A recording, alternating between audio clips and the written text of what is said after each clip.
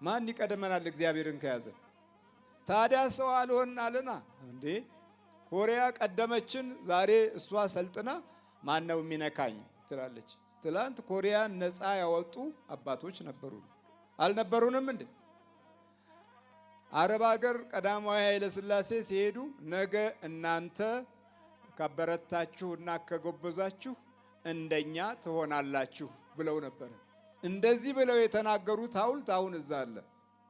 እነሱ ቀድመው ዛሬ እኛን ያገዙናል። ሰው የለንማ፣ ሰው የለኝም።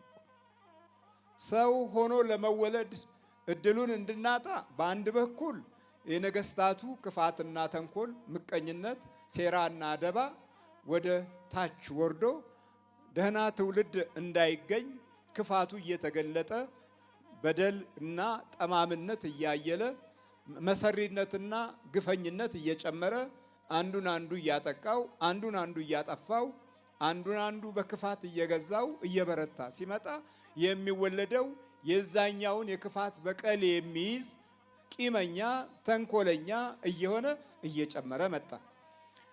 ሁለተኛ ጠላቶቻችን ደግሞ የውጭው ዓለም ተተኪውን ትውልድ እኛ እናስተምርላችሁ አሉ። ወደ ትምህርት ቤት ብቻ ላክናቸው። በእምነት የተደረገውን ጉዞ የሚያናንቁ ሰው ከዝንጀሮ እንደተገኘ የሚናገሩ የፍልስፍናችን ኃይል አምላክ የለሽ የሆነ እንደዚህ ባለው ትርምስ ውስጥ ምሁራን ያልናቸውን ሰዎች አፈራንና እነሱ ደግሞ አብዮትን አመጡ። አብዮት መጣ። አብዮት ከመጣ በኋላማ በቃ ከዛ በኋላ ተለወጥን። ወደ ክህደት ጉዞአችን ጨመረ። በፊት ደርበን ነበር የምንይዘው ጣዖትን።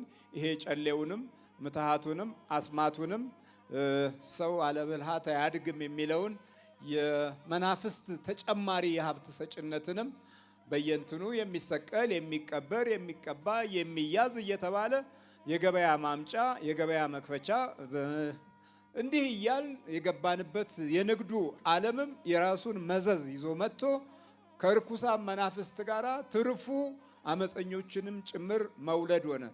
ወገኖቻችን አባቶቻችን በጦር ሜዳ ተሰልፈው ደማቸውን አፍስሰው አጥንታቸውን ከስክሰው ነፃ ያወጣቸው አገሮች ዛሬ ቀድመውን ብርታታቸው በዓለም ፊት ሞገሳቸው ሲገለጥ ለኛ ዛሬ ስንዴ ይላክልናል፣ ቀዳዳ ሱሪ ይላክልናል። ጨበሬ የሚሆን ትውልድ ከዚህ ከኳሱ ዓለም ኮፒ ኩረጃ ቅጂ እያደረግን ጭብርር እያልን እንንገላወዳለን። ሰው የለንማ።